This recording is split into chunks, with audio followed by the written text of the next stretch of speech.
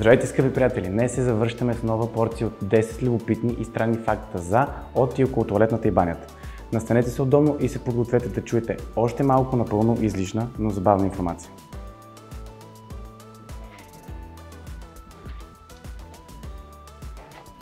В Южна Корея има музей на тоалетната. Основателят на музея Сим Же всъщност е бил роден във външна тоалетна. След смъртта му неговата къща е обявена за музей на тоалетната от семейството му. Дизайнът е бил такъв, че отвън приличал на огромна тоалетна чиния. Музеят е навременно забавен и образователен център, разказващ за историята на тоалетната и санитарните навици на хората по света. Най-мръсните и миризливи обществени тоалетни в Европа са френските. Това е установило проучване от 2013 година сред британци, които са пътували на почивка в Европа. Очевидно, изисканата френска кухня и парфюмерия имат своята тъмна страна, която се проявява в обществените тоалетни. Разбира се, трябва да отчетем факта, че вероятно въпросните британци не са минавали през тоалетните на българските железници. На върха на класацията по чистота и удобство на порционна пък стоят Белгия и Португалия.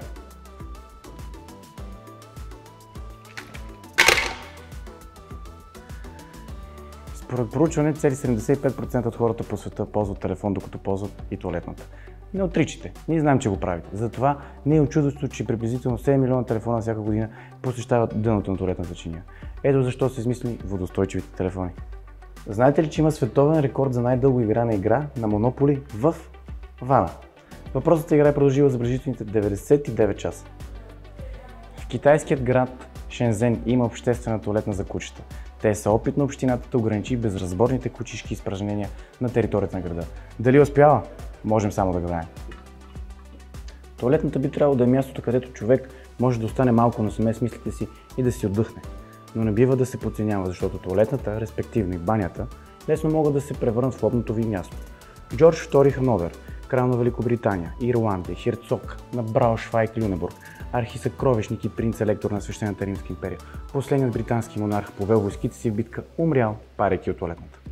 Съдбата на един друг крал, краля на рок-н-рола Елвис Пресли, не е била по-завидна и той приключил жизнения си път на върха на порцелановия трон. Всъщност, шансът да претърпите сериозно нараняване във вашата баня е 1 на 6550. Знаете, че древните култури са имали най-различни божества, покровители на семейството, реколтата, животните, времето и така нататък и така нататък. Но знаете ли, че хората са почитали тоалетните божества като китайският Кавая Ками, защитаващ хората от удари в тоалетната и от удавяне пак там? А римската двойка божества, Крепито си, Хоакина, пазили римляните от диария, запек и запушена канализация. Чудно нещо е религията, нали? През 2013 година австралийската компания Toilet Paperman пуска за продажба ролка тоалетна хартия от 22 каратово злато и вярвате ли не, ролката е продадена за колосалните 1 милион 376 хиляди щатски долара. На това му се вика да си хвърлиш парите в тоалетната. Според друго британско проучване, да, британците си парат по статистиките, една от най-честите причини за спорове в семейството не е семейният бюджет или възпитанието на децата, а дразнещите навици в банята и тоалетната. Спускането на тоалетната дъска, оставянето на грим по кърпите, смяната на ролката с тоалетна хартия. Такива работи.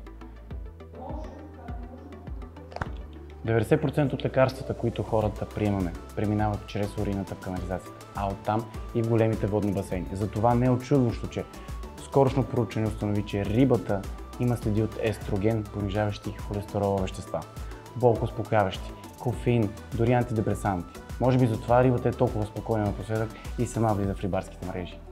Това бяха днешните топ 10 любопитни факти. Дано сте се забавлявали с това видео, аз вас ще се видим съвсем скоро следващото. Не забравяйте да се абонирате за канала и да оставите палец нагоре. До нови срещи!